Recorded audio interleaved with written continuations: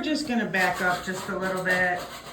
And we're gonna say that on this wall, I had pegboard on which I had hung some of the items, jewelry items that I make, and some crystals and other various things, because this room was previously a shop. After I removed all of my hangy things, I ran my hand over it to loosen the particles so that they didn't get stuck in the mud. And now Will is running his blade over it just to make sure that there's no extra particles. Why are we removing the particles? We don't want those things to get trapped in the new mud and create rake marks or drag marks. They're going to be a different material than the new mud we're putting on, so when we're sanding it, those things will telegraph through and screw up the new finish. Got it. Okay, next. So I moved in a couple different directions. You take your knife and you scrape, keeping your knife relatively flat to the surface. Right. Get rid of all that stuff. There were a couple other inconsistencies in the wall that had nothing to do with your holes. So I hit those. You can see we got some old tape marks or something up here. I'm just getting rid of anything that's loose on the wall. So now I got some 5-minute easy sand. I'm gonna put a little bit of water in my pan.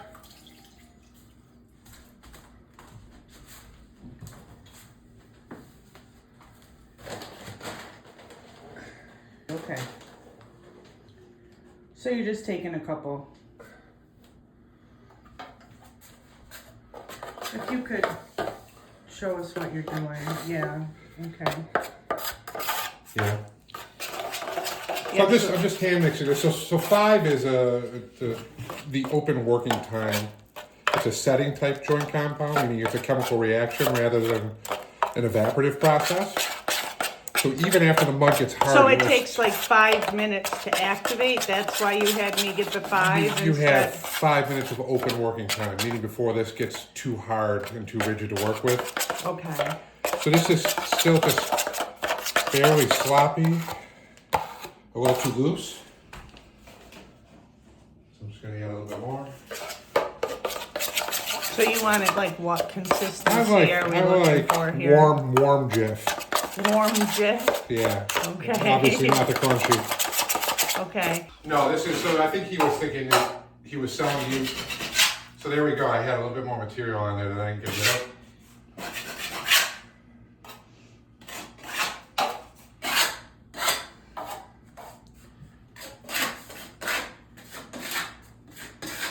So you can see I'm just applying and then I'm moving in a different direction to remove the excess material.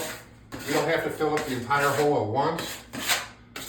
You just want to pack some in there, get the residual mopped off the surface of the wall. So there's another particle. You see that? How that's sort of making my trowel skip there, or my knife skip? So you want to like become one with your knife? If you want to go full Jedi, sure. Yeah, let's go Jedi. I would suggest you probably sleep with your knife under your pillow. You probably want to wash it even when it's clean, just to let it know that you're in love with it and you want to value and take care of it.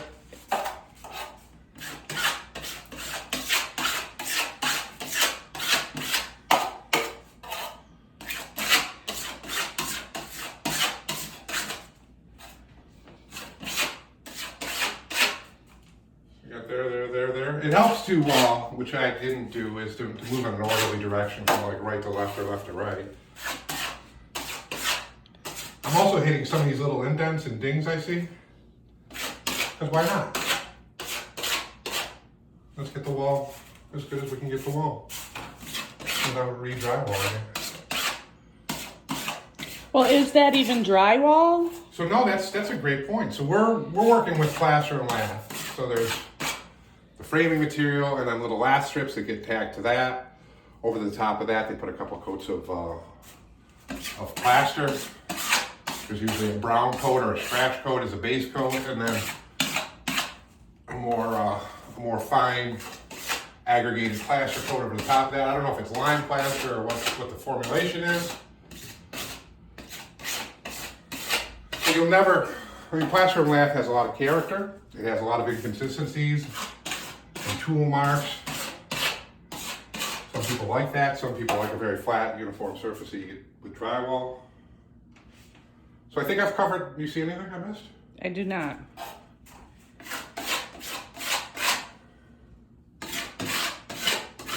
So you can see where it's infilled to a deeper depth in the wall surface. You get a little gray sort of pocket.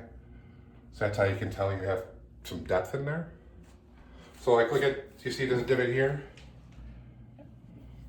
So let's get a little mud. Now that had nothing to do with your wife's pegboard. That's the inconsistency that's in the plaster and lath. An old tool mark, correct? Old tool mark or old chisel mark, or somebody got too aggressive playing with the wall before. Oh, that's mud. And you can see we haven't used very much at all. Right. So I didn't want to mix a big batch of this because we're not going to use a big batch of this.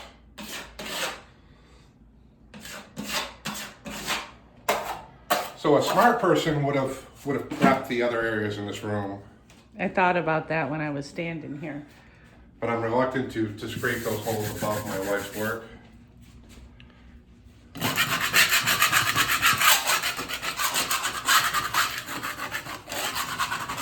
Just like the plaster, moving the knife in a couple different directions just to get everything off of there.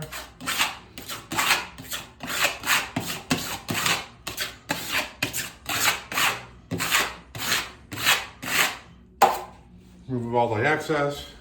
Oh no, there's more over here. There sure was a lot of holes, so you're just going to continue to repeat the process. I'm going to continue to repeat the process. I hate to. Okay, so before we move on, Master Carpenter. My name's Will. I'm 50 years old. As you can see, I'm quite attractive. I am not currently single, but that's a possibility at any point. So if you're interested in texting me or DMing me, I'll leave my cell phone video or my cell phone number in the link. In the description below. Yeah, in the description below. Can you? Well, we're gonna stop, and then the next video you'll next step us. Thank you, Will. So we're back with Master Carpenter Will Randolph, and I have a question. Now that you've done all this, Yeah. does it only take 5 minutes to dry and be ready for paint then? So again, the difference between dry and set, right? So this is a chemical reaction that causes this joy compound to set up. So even though it will be hard and firm to the touch, it will not be dry yet. So 5 minutes is a misnomer. 5 minutes is the open work time you have with this product. You put it on the wall, it's probably going to take 4 or 5 hours for it to dry, depending on relative humidity, temperature, yada yada. What I'm going to do next is I'm going to come back, I'm going to maybe hit this again with some more 5, maybe I'll sponge it and see where we're at. I don't really have much interest in sanding this because drywall dust sucks. And because it's an old plaster and lath wall, the inconsistencies, the sort of character of that we can maintain with a sponge.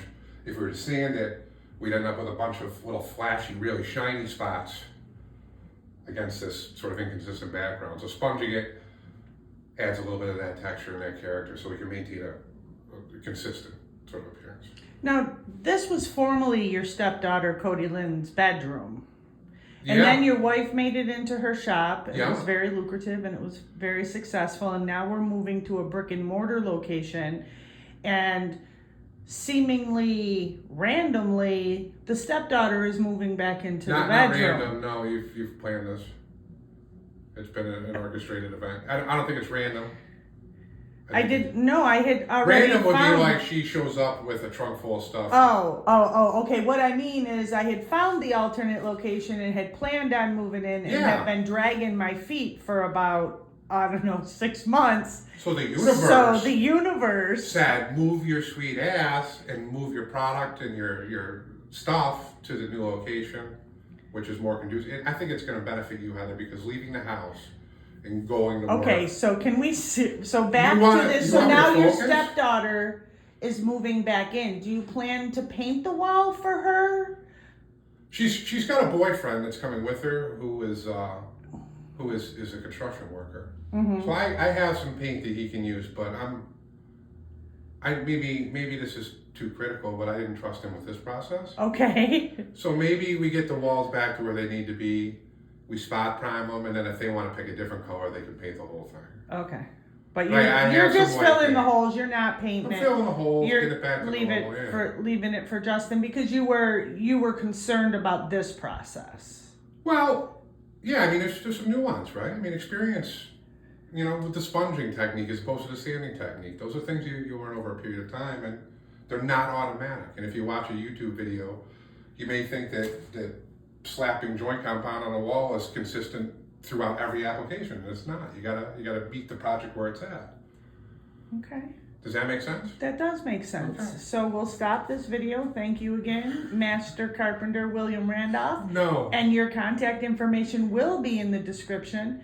Thank you for visiting the Find Your Feathers YouTube page. Please subscribe. So in the pan, you can see it's been about 5 minutes elapsed time. I know that you probably get sick of us talking, but it's starting to set up. So we've gone from that loose jiff, warm jiff kind of consistency, and now you can see it's sort of starting to get rigid, less workable. So I'm going to scrape my pan, clean my tools, and then we'll move on to the next step. We patch the holes. We're checking. So it's been about 15 minutes or so, but this is that area where I scraped off my junky mud, and it's starting to firm up a little bit. You can do this with this joint compound too. So pretty straightforward. I'm going to give it a couple more minutes before I hit it with the sponge and see if we can knock it down and clean it up a little bit. Okay. You can start to see it's getting frosty around the edges, but we still got some dark color in the middle, meaning it's not drying very quickly. All right. How long before it'll be ready to paint?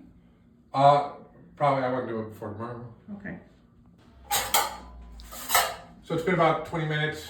You can see that most of the gray in the deeper spots is starting to disappear and fade away. And you can see that the patches have turned sort of a bright white. So what I'm gonna do is I'm gonna add another coat before I sponge it. So I'm gonna scrape off any high points, ridges. And then I'll go ahead and I'll hit it again, and then we'll let it cook off a little bit, and then we'll sponge it. Hi, Will. Hi Heather. I was just sponging. So So not drippy, moist. I don't want water dripping off of this. I went over this wall already before you got here, and it knocked everything down. Again, you can still see there's some deep spots with the gray mud. So why don't we move over to this wall that I haven't sponged yet? I don't know if the camera's gonna pick this up, but you can see all these quite obvious patches. I can. I don't know if you're gonna be able to see them on camera, where the light hits it differently and reflects differently. And with the sponge, not drippy, just wet, I'm just gonna start rubbing this out. That didn't quite sound right, but. So not being real aggressive, just kind of feathering those edges in, getting rid of any extra stuff. I need to not laugh. The heat deflector, I never liked that thing. That didn't help. So I can see that there's no chunks, no funkiness going on. Yeah. And the sponge takes the place of letting it dry and sanding. We're substituting because we didn't have a ton of material on each of these patches. We can just hit it with the sponge. If we were doing full on drywall tape finish stuff where we had multiple layers of mud, we would have to remove some of that material. But with the sponge, we're just knocking it down a little bit. It's not very much at all. So a decent technique for old crappy looking walls. If you got a bunch of holes that your wife made, it's a good way to do it. Okay.